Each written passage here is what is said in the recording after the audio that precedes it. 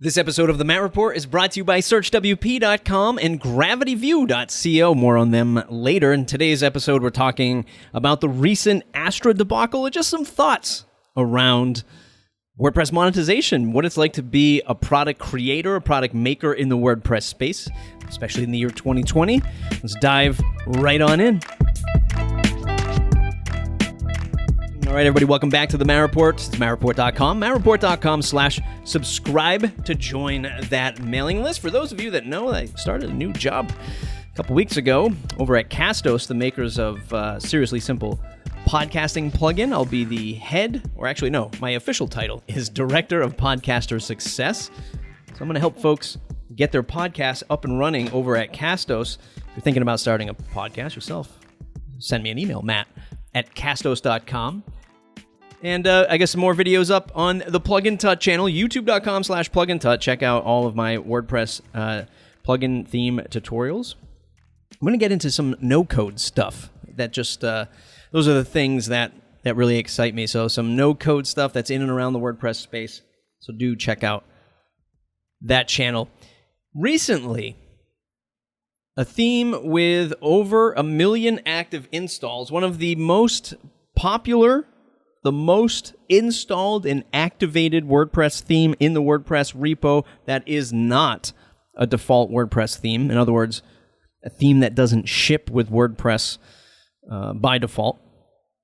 Astra was removed from the repo briefly for something of going against the theme developer guidelines of WordPress.org by injecting affiliate code links or affiliate links within the code of the theme. And they sort of cloaked it in a way where you didn't really know when you hit upgrade on these recommended plugins that they mentioned, 6 of them, that they were getting an affiliate commission if you did decide to upgrade.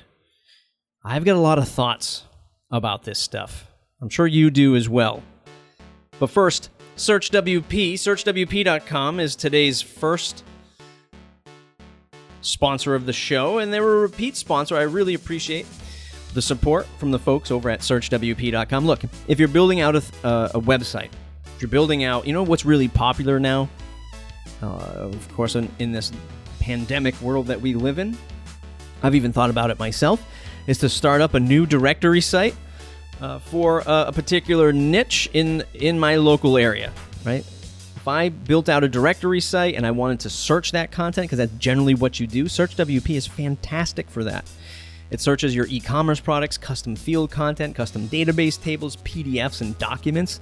I mean, even though it's the year 2020 and restaurants still use PDFs for menus, you could start a directory service of all these restaurants, and if they're still using PDFs for menu, you could search those PDFs. You can do short codes, you can do Gutenberg blocks, you can do taxonomy terms, post titles, and contents, but the real shining feature, in my opinion, is if you're running one of these content-heavy sites and you do need great search, not only can SearchWP do that for you, but they give you stats, they give you analytics around what people are searching for. And this is analytics you're not going to get from Google Analytics. It's going to be analytics on your site. What people are searching for is going to help you make better decisions with the content that you're producing. Again, if you're a webmaster for a university and now people are searching for classes and they're looking for certain things to download, you can get all of these insights from that. If you're a publisher, a high content traffic site, this is going to help you make better decisions. SearchWP.com, you can get it at SearchWP.com. It starts at $99 for one website for the year, $149 for the most popular plan. Check it out. SearchWP.com. SearchWP.com. Say thanks for supporting the show. Okay, so I'm going to take you over to a former sponsor of the show in the past, Ron Hureka, MediaRon.com, wrote up a piece. If you're looking for exactly what Astra did from a technical view, MediaRon highlights this in the code snippet, and he shows you exactly what they were doing in the functions file of Astra, and they're filtering the upgrade buttons to these plugins. And here are the plugins that they were recommending. They were recommending Ninja Forms, WP Forms, this socialsnap.com plugin, which I've not heard of before, GiveWP, and of course HubSpot. And it's your typical play, right? Like a theme doesn't do everything. Most notably like a contact form. So what do? They recommend these other contact forms. They've provided styles and, allegedly some support probably for these types of plugins, these contact forms, styled into the theme so it works. And they say, hey, we recommend this. And by the way, if you do go and buy this, we get a little kickback in the form of an affiliate link. Now, the issue is, if we take a look at the theme handbook, here are things that they say in here, and this is what I want to pontificate on. Themes should not display, quote, obtrusive upselling. Themes are not allowed to have affiliate URLs or links. Okay, so that's pretty clear. Themes are not allowed to have affiliate URLs or links. The one before that, themes should not display, in air quotes, that's what I'm doing, air quotes, but it's literally quoted in the article, obtrusive upselling. And this is where this whole thing, from my perspective, starts to fall apart. I get the affiliate URLs, you can't do that. But as a small product maker myself, now I dabbled in themes. I don't even know how long ago, 6, 7, 8 years ago. You can actually still go and get the themes. I haven't had a chance to really see how I can decommission these themes from being downloaded and installed because they're no longer supported. The theme review process, again, when I was doing it, it was tiring. There was a lot of friction. People were getting away with things, and most notably, if you think back to Cyberchimps, there was a time in the theme repo annals of history that you could review the most themes, and then if you were a reviewer reviewing the most themes, you could pick which theme was featured on the landing page of WordPress.org/themes. And for many years, well, I say many years, maybe 2 years, this is how long it lasted. And, Trent from Cyberchimps, again, this is just a business play, said, well, I'm going to pay people to review themes, and then they will pick my theme as the top theme. It's always been that sort of Wild West kind of way. I remember submitting themes to the repo, and, we had a theme that we created. You can still find it, I'm assuming. Journal was the name that I wanted to submit it with. Now, mind you, there were other names in the repo already that was like paper, rock, these names, right? And I said, well, most people want to write a blog. A lot of people consider this a journal. And if somebody was like thinking, how do I start a journal with WordPress? Well, maybe that's going to be my advantage. There's people that think that's wrong, but it's not. It's marketing, it's promotion, it's SEO. This is how it works. And I submitted our theme called Journal, and it was denied. The name was too generic. The name Journal associated with a blogging platform was too generic. What? More on that in a minute. Let's talk about our second sponsor, GravityView.co. GravityView.co, it's a page builder using Gravity Forms data. So, if you've ever used Gravity Forms, a very powerful form builder, and you submit all this data, people submit data into these forms, and, days, months, years goes by, you get all this data. You want to pull this data out, or maybe you want to create a directory with that data. We just talked about directories with Search WP. Now maybe you want to create a directory using all of that Gravity Forms data, but you're not a developer. How do you pull that data out of your database and display it onto your website? GravityView.co will help you do that, starting at $55, 55 US dollars. That's a 20% off sale happening site-wide right now. And it allows you to display that data in a table, in a list, and then you can get more advanced views, like you can show it in a Google Maps if you're doing addresses. Again, like if you're building out a real estate site and you want, you don't want to use these off-the-shelf real estate plugins from, let's say, a theme forest. Maybe you're afraid of the code quality and the support.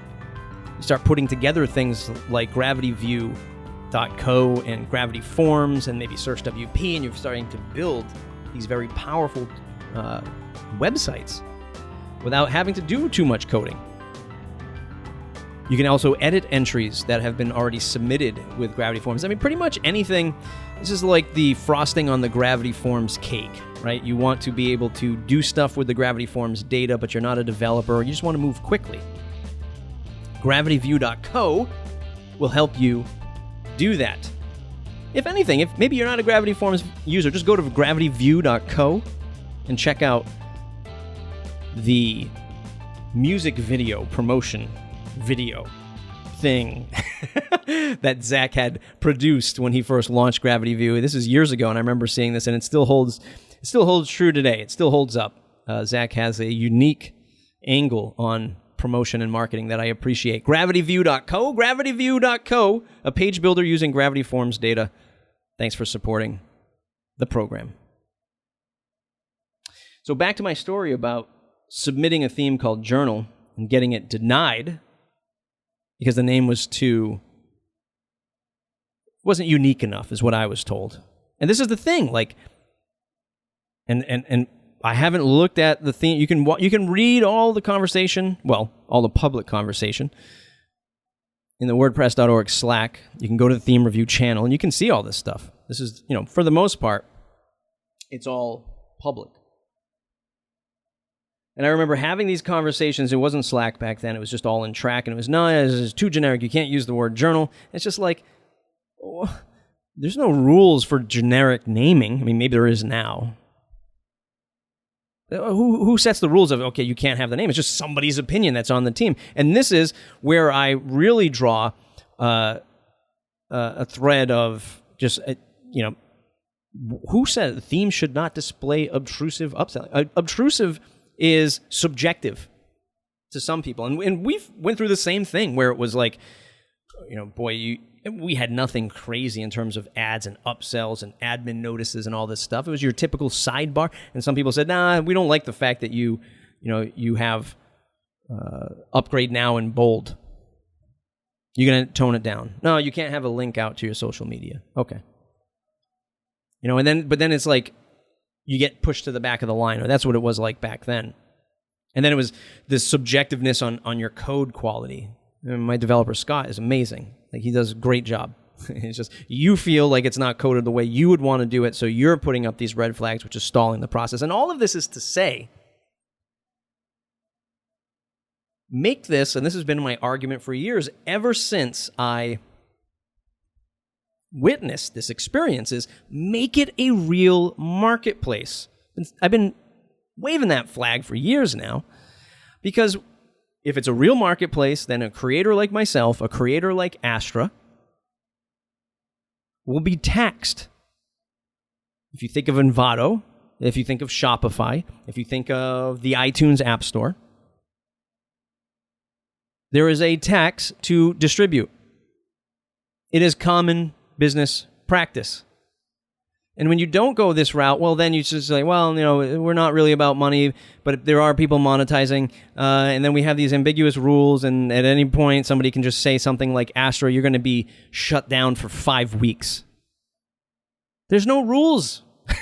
There's no guidelines that say, okay, if there's an affiliate link, here's what happens when we find an affiliate. Somebody just comes up with this number, 5 weeks, because they was going out to, there was 6 links, but they said it was a link per plugin that they were linking to. 1, 2, 3, it was 5, yeah. So it was 5. So 5 weeks. Just random.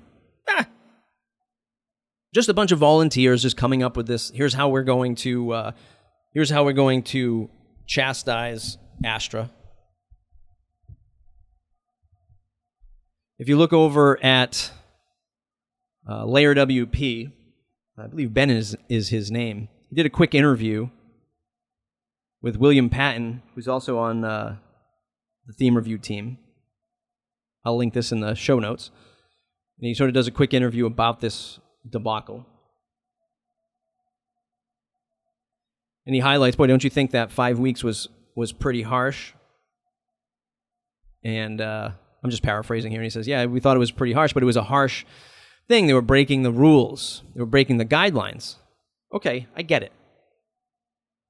But still, 5 weeks for a theme that was 1 million plus downloads? I mean, now you're... And I should preface this again. Astra's back in the repo. It was down for a couple days. They removed whatever they had to remove to get the affiliate links out. But what, you're going to shut down auto updates for 1 million users? For the fact that they were trying to make money. And this is what's going to, transition me into my next thread of thought here is, because it's not a true marketplace, because we cannot monetize the transaction as creators, as builders, product makers, when you don't give us this one way to make revenue, then we're left to make revenue ourselves. And then because there's no true guidelines, and this is a team of volunteers, no one's getting paid here. It's just this massive gray area. So of course things like this are going to happen. Astra's running a business. They have 1 million active installs. Good for them. They build a great product. I've used it. I've recommended it. It's awesome. And oh, by the way, the plugins that they're recommending, most of which are my friends, Ninja Forms, GiveWP, Syed's companies, everyone should be held accountable. My friends aren't going to buy me beers the next time they see me at WordCamp, if that's ever a thing anymore. But all of these plugins should have got a little slap on the hand. They were benefiting as much as Astro was benefiting, and I would say they were probably benefiting even more because they all have free plugins. So Astra, of their 1 million active installs and whatever it is, 2 million, maybe even more, of people who have tried Astra and have now been introduced to these other plugins through their recommended page, they're benefiting from it. Brand exposure, traffic, upsells, using the free theme, maybe eventually upgrading. And Astra never got a dime of that affiliate link. But they should be held accountable too. On the other side of the coin, these are not bad plugins. It's not like Astra was routing off to some Bitcoin mining service that you didn't know was happening. They were recommending great plugins from friends of mine. This is the game we play. This is how we make money. But because it's the word affiliate, oh my God. What if it was called revenue share, partner agreement? Well, maybe it wouldn't sound so bad, but it's affiliate link. Well, that's the only way we can make money. If I was Astra now, I would then turn to GiveWP and my friends. Sorry, friends, but this is what I would say. It's business. Hey, I'll recommend you in our 1 million plus active installs for $5,000 for the year. Now, Astra has to make that disclaimer. These are sponsored updates. Maybe they say these are sponsored plugins that work great with Astra. They're also great companies. So find a way to be transparent with that. But it's also another way. I mean, they were making money with it. This is not illegal to have these types of deals in place.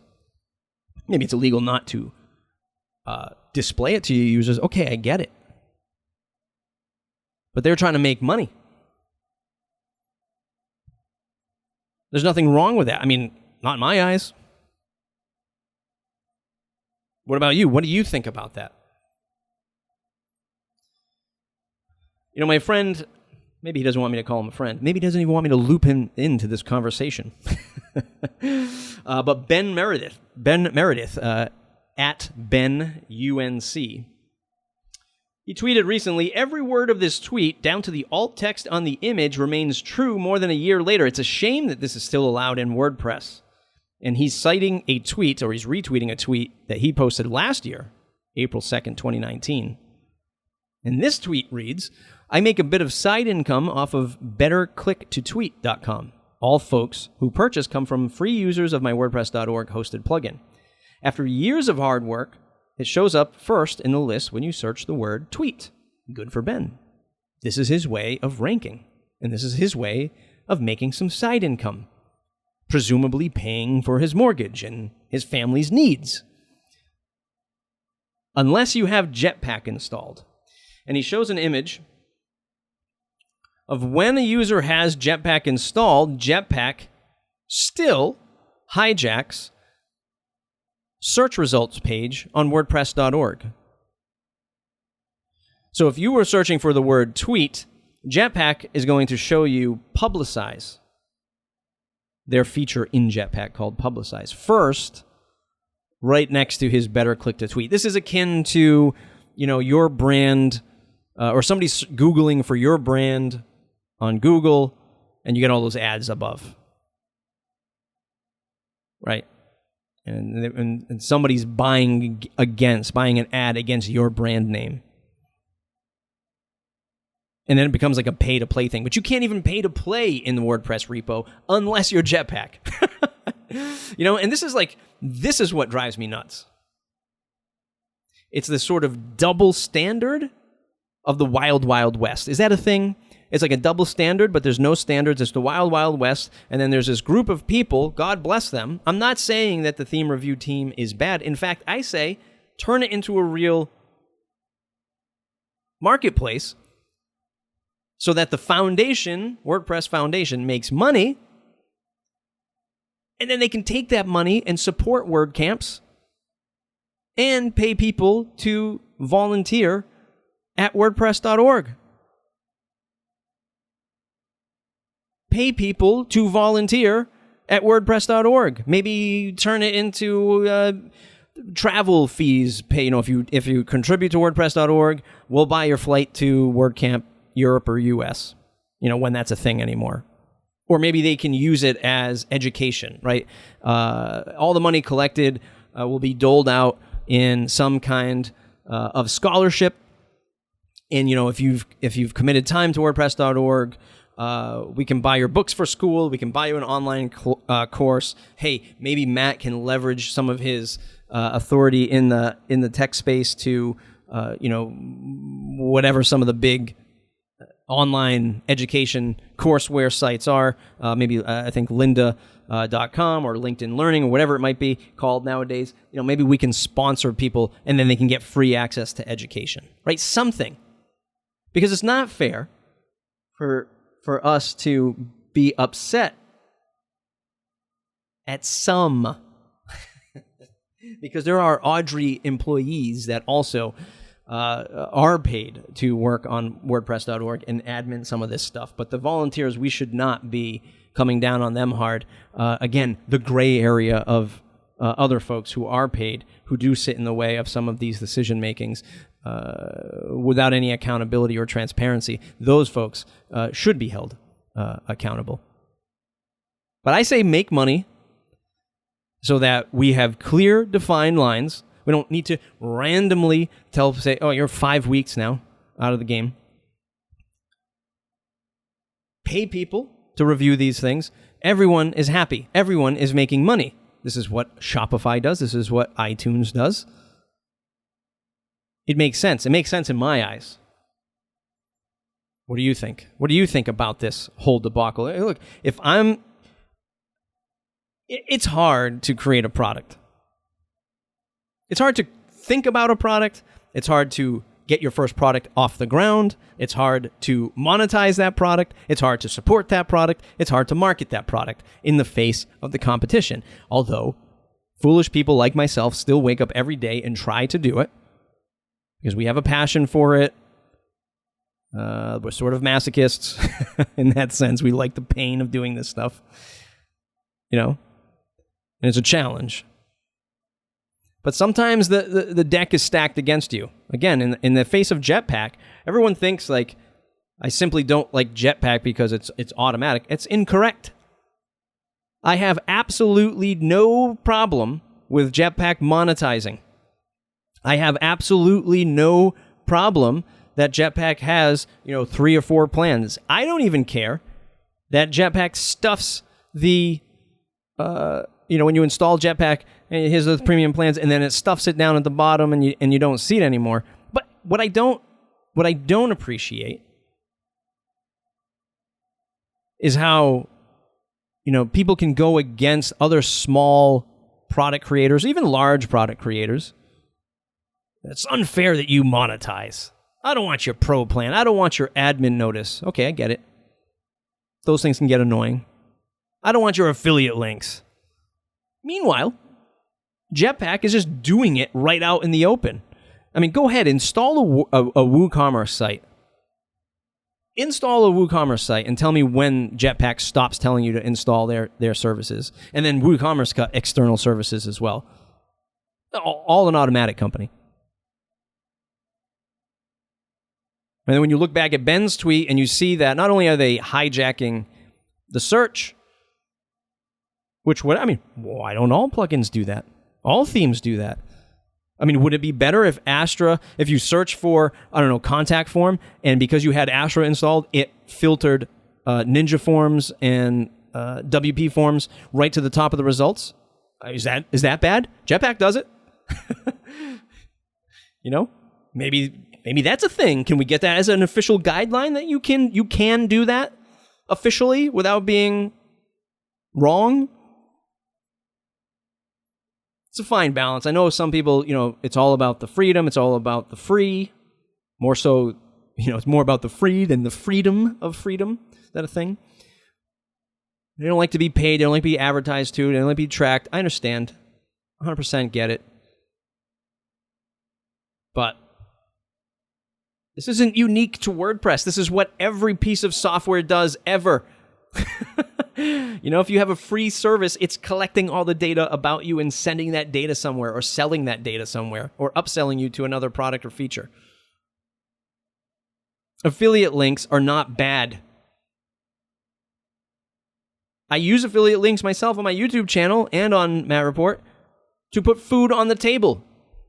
It's the creator or, the developer or the creator or the product owner to make the right decisions on what products they affiliate with. So again, affiliate links isn't bad. It's the person who's wielding the affiliate link.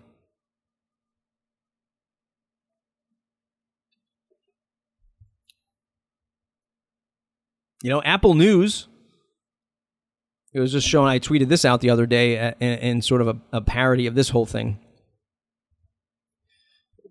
When you search, or when I actually don't even think it's going to happen in the New York Times anymore because I think they're actually getting out of Apple News. But when a publisher publishes content on Apple News, it's loading in Apple News. It's not even going to the publisher. This is like what Google does with AMP.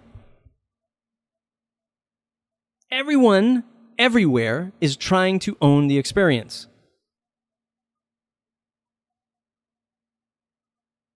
Which I think is the only thing that WordPress can do to survive is to own the experience. That's a double-edged sword, isn't it? More on that in a future episode. Let me know what you think. This is the second recording I've done of this episode because the first one I felt like if you thought this episode was harsh, the first episode I kind of ranted a little too much. I feel like I've dialed it back a little bit here, but I don't know. You let me know. It's mattreport.com, mattreport.com/subscribe. Don't forget to check out the YouTube channel. Let me know what kind of content you want. Now that I've been podcasting a little bit more, I'm getting some great feedback. People are telling me that they like the show. Thanks. Leave me a 5-star review on iTunes if you made it this far. We're the highest rated WordPress business entrepreneur podcast on iTunes in 5 out of 50 states. No, I'm just kidding. I think we have the highest, ratings in the U.S. anyway for this particular niche. I would love to have more. I would love to I've been saying it for years now. I'm probably sick of it. I'm trying to broaden and get out of the WordPress bubble and bring in more stuff. Hoping I can do that as time moves on, but life comes at you fast. 3 kids, COVID, and all this other fun stuff, changing jobs. All right, everybody. Say thanks to our sponsors, Search WP, GravityView.co. By the way, 20% of my sponsorship goes to a big orange heart. I'd like to support that effort supporting mental health in and around the WordPress space. I only make these sponsorships available on Twitter at random times.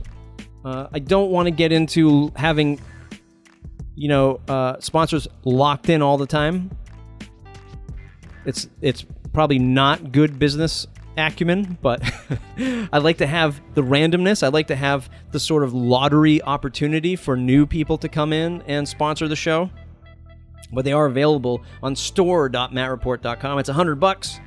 That's all I charge, $100 to sponsor the show. 2 ad reads per show, and 20% of that, so $40, goes to a big orange heart, and 100% of all my merchandise profits goes to a big orange heart. So if you buy a hat, a t-shirt, I'll be releasing more stuff pretty soon with the Matt Report logo on it.